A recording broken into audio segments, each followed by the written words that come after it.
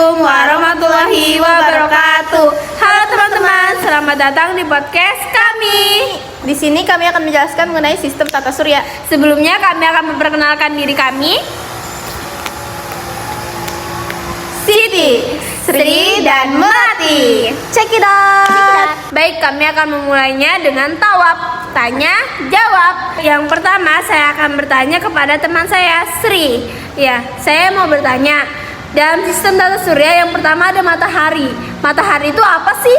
Matahari itu merupakan pusat tata surya yang dapat memancarkan sinarnya sendiri. Nah, lapisan matahari itu terdiri atas korona, kromosfer, fotosfer, dan juga inti matahari atau core. Nah, matahari ini memiliki aktivitasnya sendiri, yaitu antara lain adalah granulasi, bintik matahari atau sunspot, lalu lidah api, dan juga suar matahari. Baik, aku mau nanya nih, pertanyaan kedua. Terus kalau di Berau itu matahari digunakan untuk apa sih? Nah, dan juga di Berau sih sebenarnya, tapi di Berau kebanyakan proses matahari itu digunakan untuk dalam proses penanaman, untuk fotosintesis gitu loh. Paham nggak? Oh. Paham dong. Nah, masuk ke pertanyaan ketiga.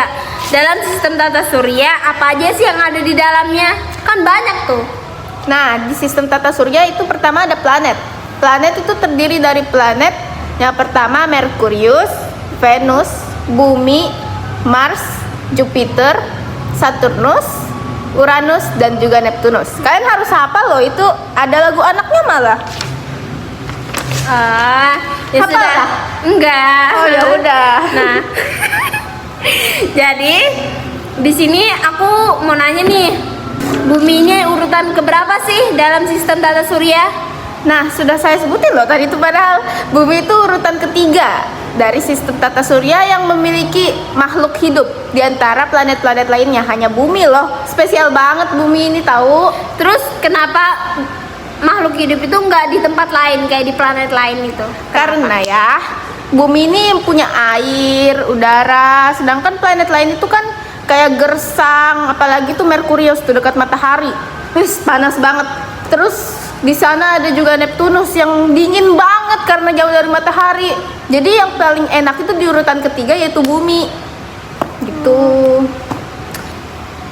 Nah, aku mau nanya lagi nih, pertanyaan keempat. Apa sih asteroid itu yang ada di sistem tata surya? Asteroid atau planet minor merupakan benda langit berbentuk tidak teratur yang tersusun dari kumpulan batuan, es, debu, dan juga metal. Contoh asteroid itu ada Ceres, Pallas, Vesta, Hygiea, Interamnia, dan juga Baptistina. Nah, asteroid ini terkelompok menjadi 4 berdasarkan komponen penyusunnya. Apa aja itu, Kak? Asteroid jenis C atau disebut karbon, asteroid jenis S atau silicaceous. Lalu yang ketiga jenis M, metalik. Lalu yang keempat asteroid jenis V yaitu Vestoid. Selanjutnya aku mau nanya nih, kan di dalam sistem tata surya itu ada matahari, planet, komet. Nah, aku mau nanya nih, komet itu apa sih? Nah, komet itu kadang juga disebut bintang berekor. Itu merupakan benda langit yang mengorbit matahari dengan garis orbit yang sangatlah lonjong. Gitu.